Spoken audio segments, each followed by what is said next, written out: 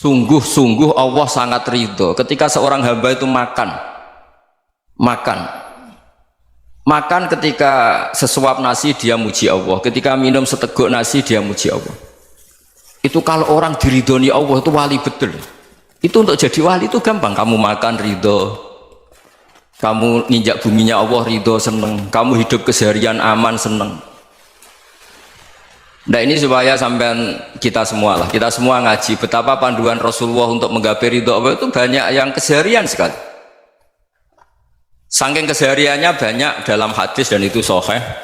Nabi menyebut hal-hal yang keseharian. Hatta matas alu fi fimroatika, kamu punya uang kemudian istri kamu bisa makan itu ibadah. Bahkan sebagian ibadah itu dicontohkan Nabi yang akhirnya diprotes sahabat, yaitu wafi buti ahadikum sodakoh, kamu menggauli istri kamu itu ya sodakoh. Sampai sahabat bilang yang benar ya Rasulullah, ayati ahaduna syahwatahu wa huwa lahu ajrun, masa urusan biologis urusan syahwat kemudian dia dapat pahala. Nabi menjawab alai salawadu aha fi haramin akana alaihi wisrun, bagaimana kalau dia meletakkan ke yang tidak benar itu kan dosa. Nah hal-hal seperti ini yang saya ingin teman-teman semua saya juga agak ingin ngaji demi anda juga agak ingin. Itu dosa sekali ngaji kok pesanan kelompok tertentu itu nggak boleh. Islam itu untuk semua, jadi ya cuma karena di depan saya jenengan ya seakan-akan jenengan korbannya. Itu ada ilmunya dalam usul fikih itu. Jadi orang itu harus ngaji usul fikih. Nama yang disebut, mungkin Mas Sufyan masih ingat zaman ngaji usul fikih, nama yang disebut itu tidak jaminan sebagai prioritas perintah. Jadi misalnya gini, kebetulan yang di depan Nabi itu Abu Dzar, Nabi ya bilang ya Abu Dzarin ini uhibbuka misalnya, atau ya Mu'ad ini uhibbuka, atau ya Abu Hurairah ini uhibbuka misalnya. Banyaklah riwayat yang Nabi nyebut ya Abu Dzarin, ya Mu'ad, ya Abu Hurairah. Kemudian misalnya Nabi meneruskan khitab, ini uhibbuka, saya mencintai kamu, fakul dubur sholatin, atau sebagian riwayat disebut fala tada'anna dubura kulli sholatin Allahumma inni ala dzikrika wa syukrika wa husni ibadatik. Saya mencintai kamu, siapa saja, Mu'ad bisa, Abu Dzar bisa siapa, saya mencintai kamu, mohon kalau habis sholat kamu jangan lupa wiridan Allahumma inni ala dzikrika wa syukrika wa husni ibadatik. Ya Allah tolong kami permudah supaya mudah ingat engkau. Anda tidak bisa mentang-mentang wong nama saya Parmin, nama saya Purnomo, itu yang diperintahkan Mu'ad misalnya. Jadi yang disebut satu tapi khitab itu untuk siapa saja. Saya teruskan ya. Jadi saya mohon semua kita melakukan kebaikan itu, kalau dalam kaidah fikih disebut al yakin la yuzalu bisyak. Banyak kebaikan yang kebenarannya itu 100%, tidak punya efek samping ke pihak lain, ke kelompok lain, ke komunitas lain. Itu tadi misalnya Anda makan dan itu murah sekali, hanya butuh satu piring, setiap punyaan kamu muji Allah, setiap minum kamu muji Allah. Itu redaksinya Rasulullah SAW disebut Allah sangat ridho ketika seorang hamba makan kemudian dia memuji Allah, atau minum kemudian dia muji Allah.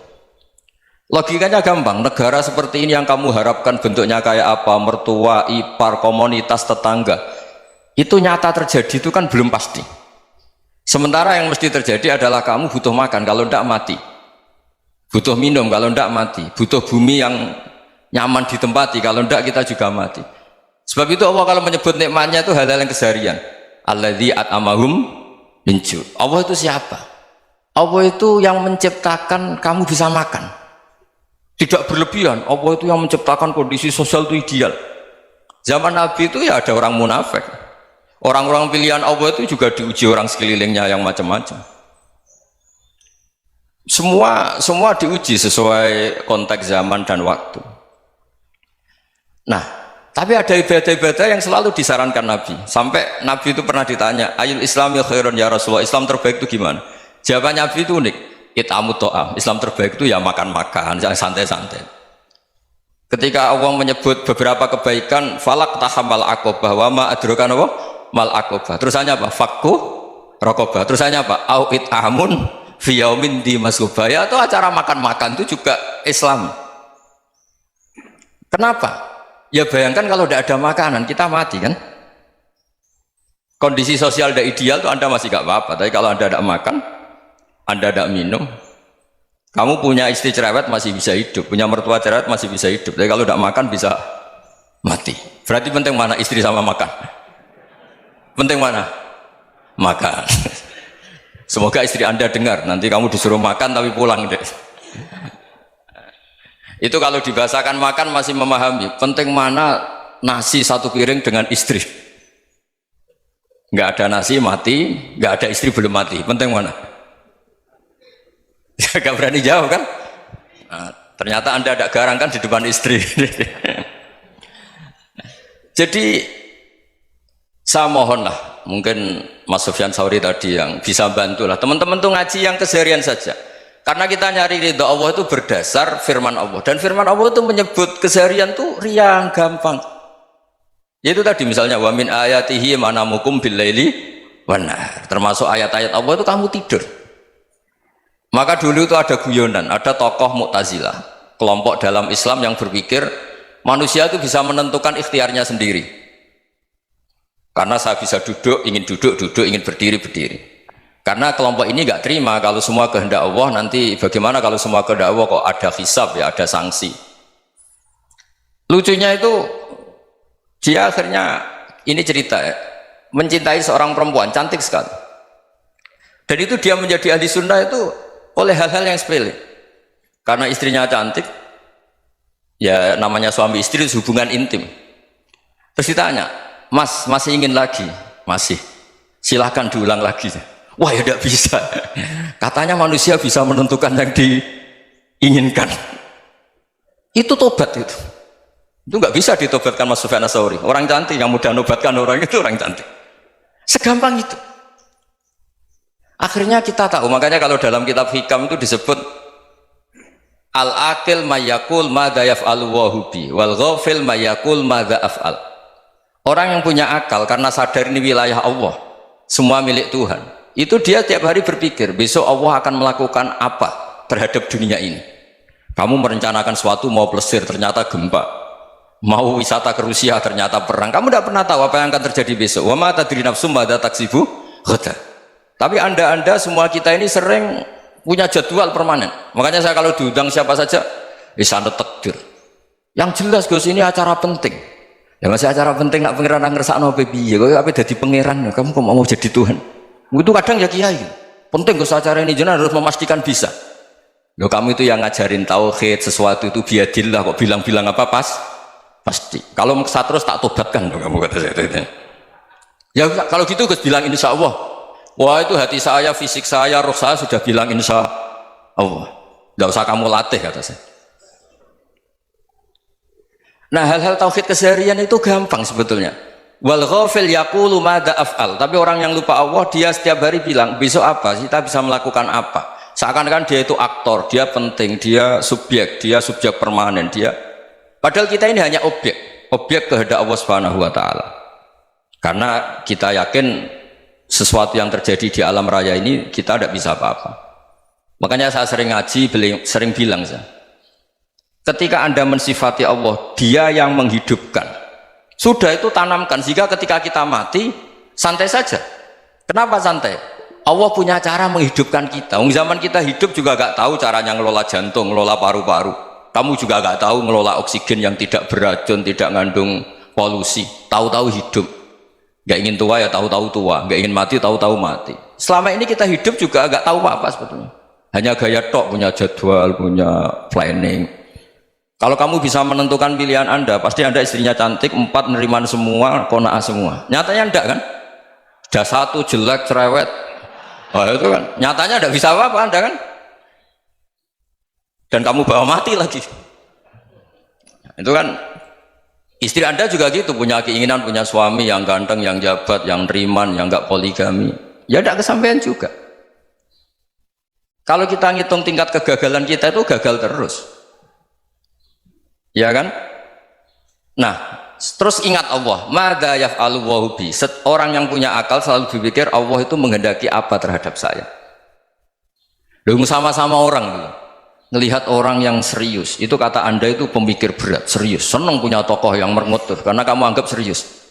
Tapi sebagian orang nganggap orang yang serius itu wong merengut, wong masam, wong muka kok ditekuk. Jadi sama itu hati ya muqallibal qulub tsabbit qalbi ala dini, karena kita nggak tahu cara berpikir kita tentang orang lain, tentang sekeliling kita. Misalnya kita orang baik yang jenis ngrumat fakir miskin, ada orang bangun masjid mewah itu janggal. Apa artinya masjid mewah kalau banyak orang kelaparan? Tapi kalau yang jenis pendidikan, apa artinya masjid mewah kalau tidak bisa ngaji? Nanti yang jenis infrastruktur, apa artinya ini kalau semuanya punya sudut pandang yang berbeda-beda. Dan Islam mengapresiasi semua kebaikan. Tapi katakan semua kebaikan itu adalah kehendak Allah Subhanahu wa taala. Karena apapun baik Anda itu pakai fasilitas yang diberikan oleh Allah Subhanahu wa taala. Sehingga ini yang disebut qulillah tsumma darhum fi khawdihim yal'abun. Ya, kembali tadi ke tema-tema bahwa keseharian Anda ini sudah Islami. Saat Anda tidak bisa melakukan apa saja. Saya sering ada jenazah, biasanya kalau tetangga meninggal saya sering disuruh ngelepas. Saya bilang orang ini baik karena sering ngelamun di rumah, sering nganggur di rumah. Ditanya sama anaknya, kenapa Gus nganggur baik? Ya kalau dia nganggur artinya juga agak berbuat sesuatu yang maksiat kan? Ya kan? Orang nganggur di rumahnya ya tidak bunuh orang, tidak maling, tidak korupsi, ya namanya nganggur di rumah. Lah cuma istri cara pandang nganggur gak menghasilkan uang itu. Tapi juga gak menghasilkan kriminal kan? Jadi sebenarnya Islam itu cara, makanya kalau sampai ngaji usul fikih itu ada kitab usul fikih namanya Lubul Usul, itu terkenal sekali di pesantren itu. Itu kalau ngapresiasi keseharian itu luar biasa.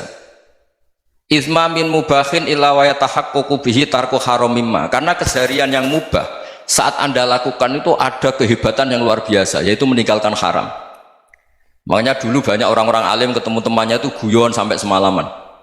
Itu biasanya yang semangat Islam itu, kiai kok tidak tahajud, kiai kok tidak witir.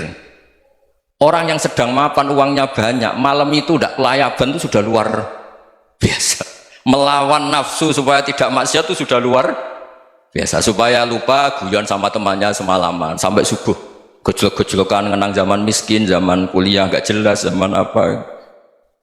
Melihatnya jangan tarkut tahajud. Seperti ini meninggalkan tahajud, tapi meninggalkannya ini talkul muharramat. Jadi kayak apa hebatnya? Sehingga Imam Ghazali punya riwayat yang agak unik. Hatta takuna ibadatu akhiri hadil ummah iku an-naum. Sehingga suatu saat ibadah terbaik umat ini itu tidur. Itu kan riwayat kontroversi. Ketika Imam Ghazali tanya, kenapa iya? Kenapa kamu mulai keluar dari rumah itu sudah banyak maksiat, melihat perempuan yang enggak mahram, melihat fenomena. Tapi kalau kamu tidur itu enggak melihat apa-apa. Tapi juga kamu jangan menganggap tidur itu ibadah betul. Saatnya melakukan fardhu ain malah masih tidur. Tapi itu sudut pandang yang menjadikan kita Islam itu gampang. Jadi saat Anda tidak bisa aktivitas apa-apa, misalnya ada beberapa orang yang lumpuh. Lumpuh itu memang nggak bisa Jumatan, nggak bisa ibadah, tapi dia juga nggak bisa maksiat. Tidur itu memang Anda saat itu tidak bisa tahajud, tidak bisa witir, tapi saat itu ada zina, ada maling, tidak gosipkan orang, tidak bully orang, tidak menanamkan kebencian, tidak hasud. Sehingga tidur menurut Allah Ta'ala wa min ayatihi manamukum billaili apa? Wan-nahar. Karena di tidur itu selain ada unsur istirahat, jaga stamina, juga ada unsur meninggalkan beberapa keburukan. Nah, saya mohon ibadah yang keseharian ini kita jaga. Supaya kita semua baca ayat itu fasih. Fasih itu tertanam di hati. Allah itu siapa? Alladzi at'amahum min ju'i wa amanahum min khauf. Dan Allah kalau cerita di Quran itu anna subabnal ma'a subba thumma syaqaqnal ardhan wa syaqqa fa'ambatna fiha habba wa inaba wa qadba wa zaituna wa nakhla wa hada'iqa hulba. Kamu tahu saya ini siapa, kata Allah.